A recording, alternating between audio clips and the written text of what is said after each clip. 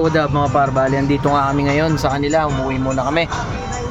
Masyal muna kami dahil wala lang, maiba naman para makita lang mga La Pamilya. Yan po ang ating entrahe. Ayan. Tayo lalabas sa kahabang yan. Ano po talaga dito, napakapayapa. Ang ganda ng view. Dahil malamig ang panahon. Mga parigoy. Nakamasyal sila. Ganda. Ganda ng view mga par. Sarap ang masyal dito. Mga baka. Yan. Ayos, sarap. Sunset. Ganda ng sunset. Yan, ang pabahay. Yan to.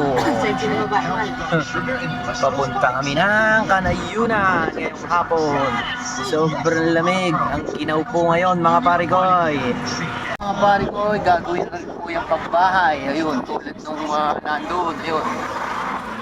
Nai Country Home sa nandun. Itong lote dito, yan, gagawin rin po yan ganon. Karoktong niya, no? Yan. Bali, naayos na po yan. Ilang linggo na rin po yung nasimulan. Pagka ito at tataob na yung mga puno-puno dyan. Yeah, pababa kami ngayon. Kanila. Ay, si Bert. Alright. Okay. Bye. Kami ngayon, pauwi.